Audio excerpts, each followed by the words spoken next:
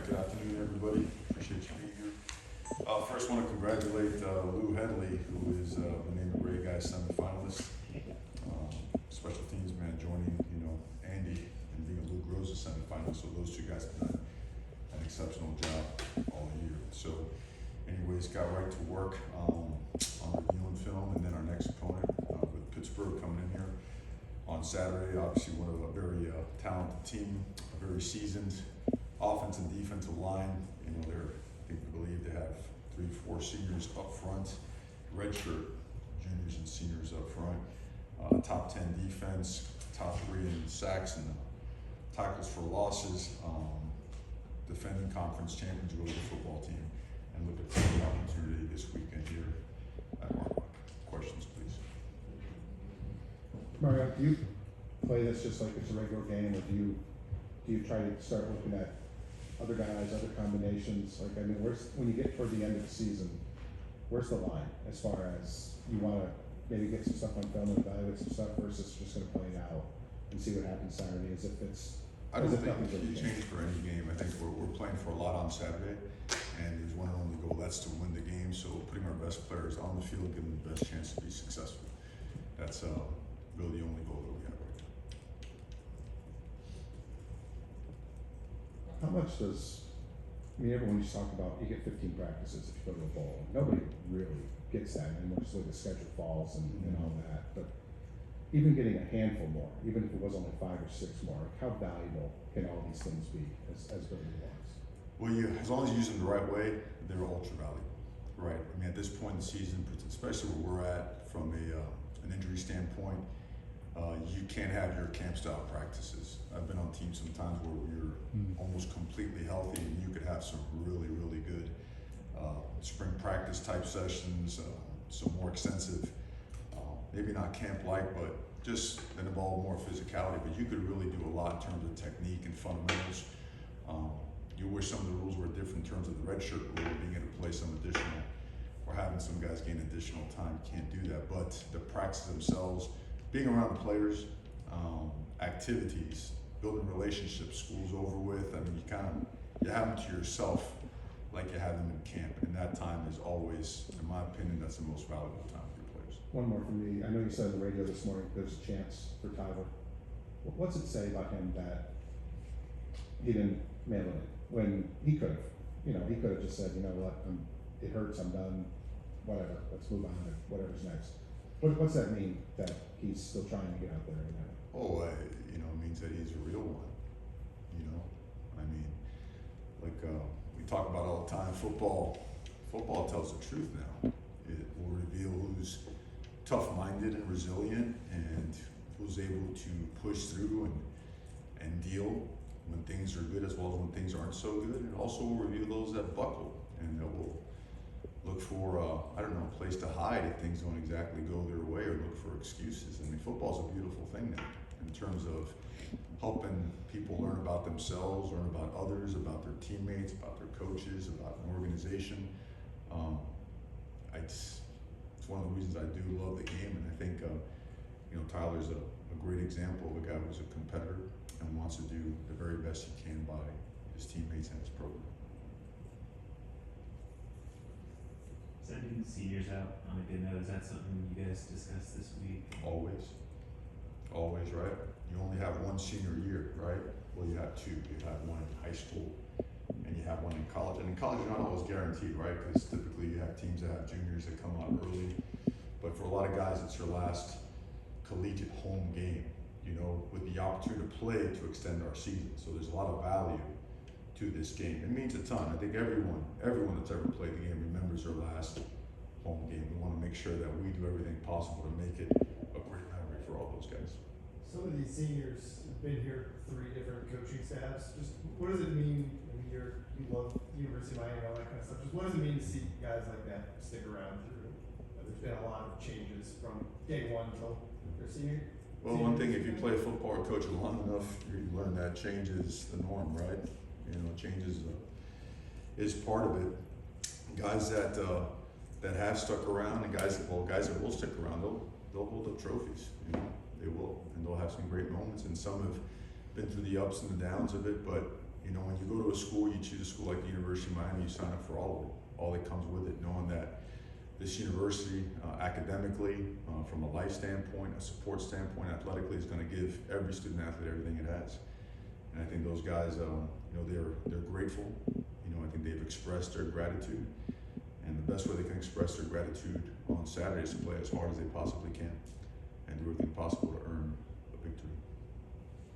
The transfer portal window opens up now in December. Just kind of your thoughts on having a transfer portal window, and then I guess some of the challenges of kind of trying to put the finishing touches on the recruiting class while also trying to identify transfer portal guys without like kind of knowing who's going to be in there. Just Sure. some of the challenges that maybe that poses for you guys as scouts. Well, I mean, the first thing is the most important thing is the game.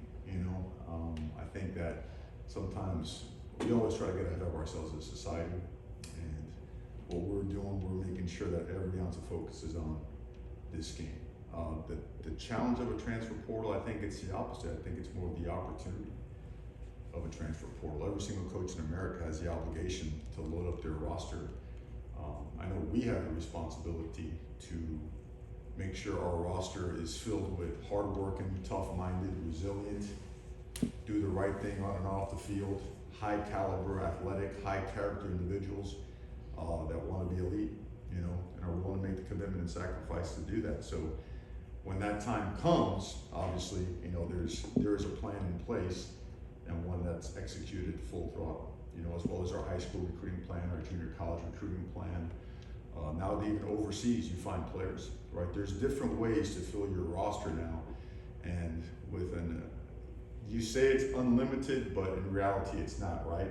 You're gonna reach a cap at some point in time, but you have to make sure that you're finding ways to improve the caliber of play at each position, right? The quality of depth in terms of young guys, older guys, developmental guys.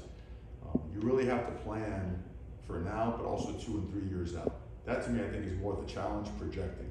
In terms of the portal itself, I think it's nothing but opportunity, because it works both ways, you know, and you know, at every single school, not everybody's invited back, you know, and at the same time, guys that are seeking more playing time or a situation that's better for themselves, they can do that. And I don't think anyone should judge that.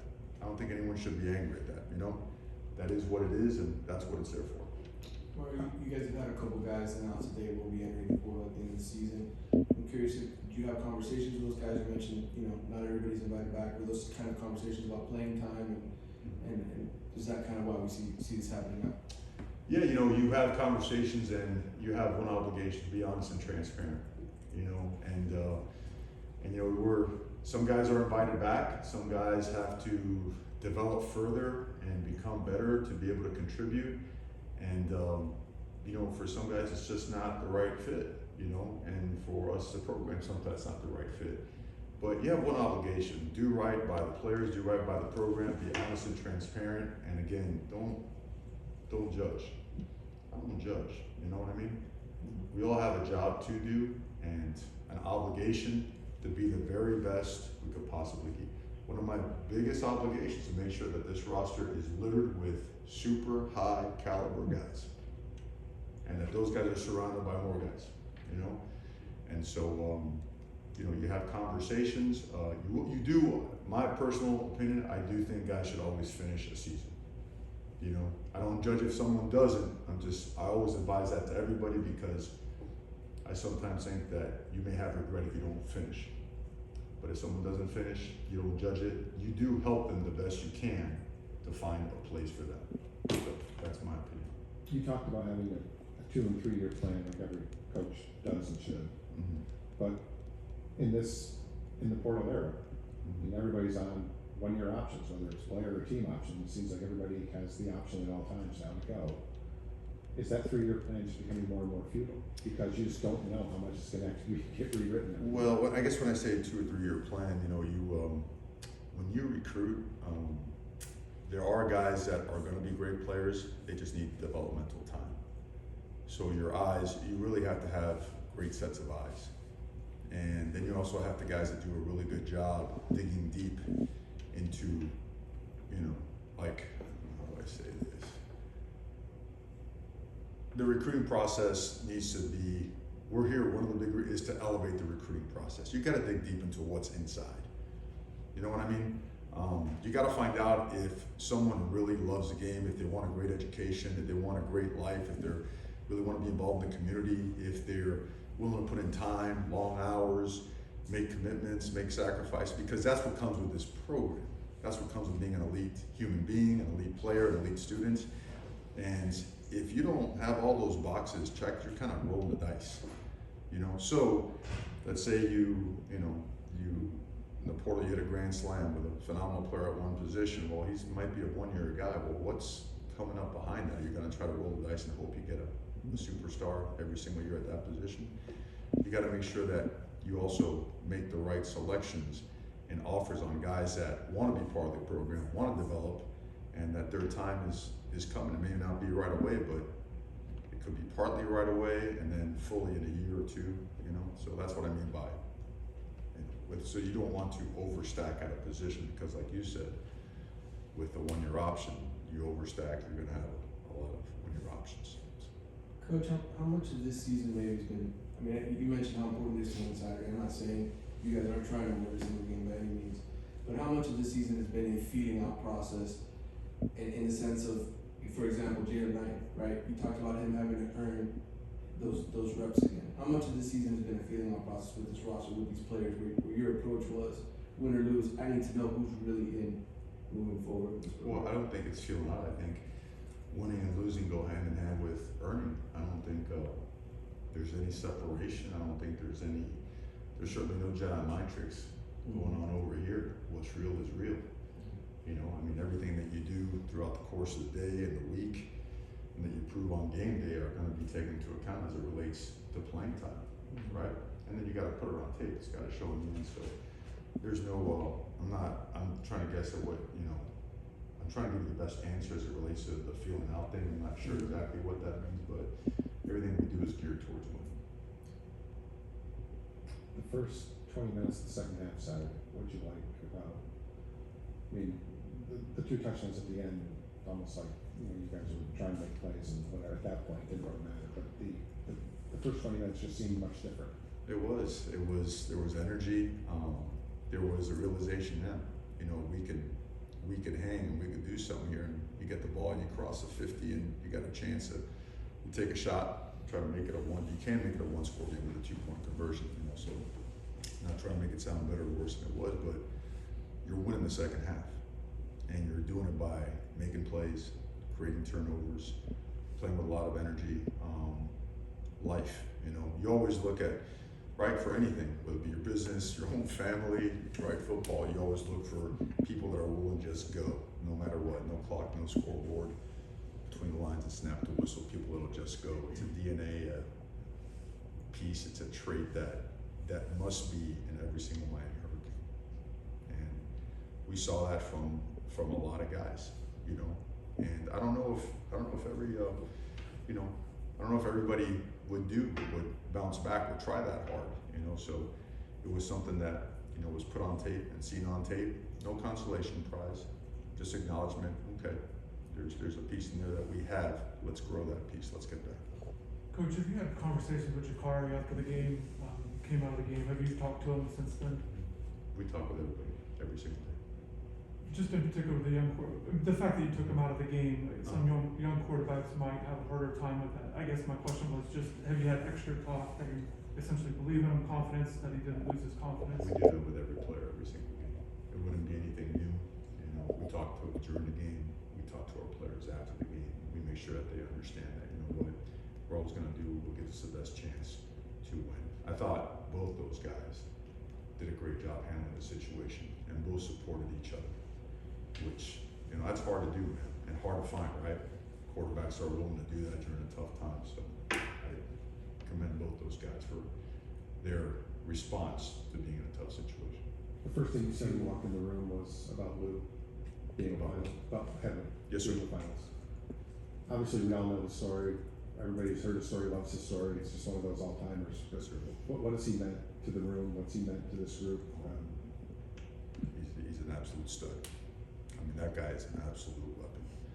You know, you look at some of the stuff that he's created for us, the advantages that he's created in terms of field position, hidden yardage. I mean, Lou has been an absolute monster on special teams. You can't ever really pinpoint where he's going to place the ball.